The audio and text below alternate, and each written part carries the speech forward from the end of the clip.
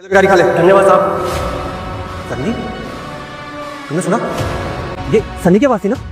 सनी? नहीं नहीं, ये सनी कैसे हो सकता है? तुम्हें याद है ना तुम्हारा भाई कैसे पैसे चोरी करके हमारे घर से भाग गया था? इतना टाइम हो गया, ये कैसे सनी हो सकता है? तुम चलो। क्या बात कर रही हो?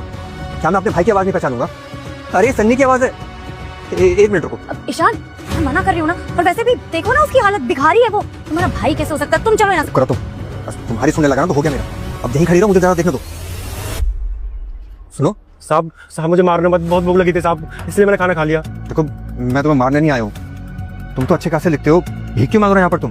तुम्हारा कोई अपना परिवार नहीं है क्या? है साहब, सब है, घर परिवार है, भैया भाभी है, बस किस्मत का मारा हूँ इसलिए यहाँ पर बैठा हूँ। अगर तुम्हारे भैया भाभी हैं तो उनके पास जाओ ना, यहाँ सड़क पर भीख क्यों मांग रहे हो? साहब मैं भीख नहीं मांग रहा हूँ, मजबूरी है।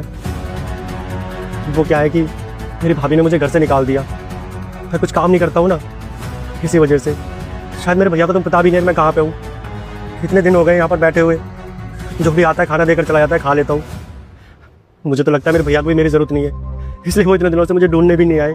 साहब मुझे माफ़ कर दीजिए। अरे अगर तुम्हारे साथ इतना सब कुछ हो गया तो तुम्हें अपने भाई के पास जाना चाहिए था। क्या पता वो तुम्हारी मदद कर देते। साहब मेरे भैया तो बहुत अच्छे हैं, पर मैं जानता हूँ कि भाभी ने उन्हें भड़का दिया होगा, इसीलिए कितने दिनों तक उन्होंने मेरी खैर खबर नहीं ली। ज़्यादा पढ़ा लिखा भी नहीं हूँ, शहर में आया था, सोचा था भैया के पास रहकर थोड़ी पढ़ाई कर लूँगा, कहीं अच्छा काम कर लूँगा।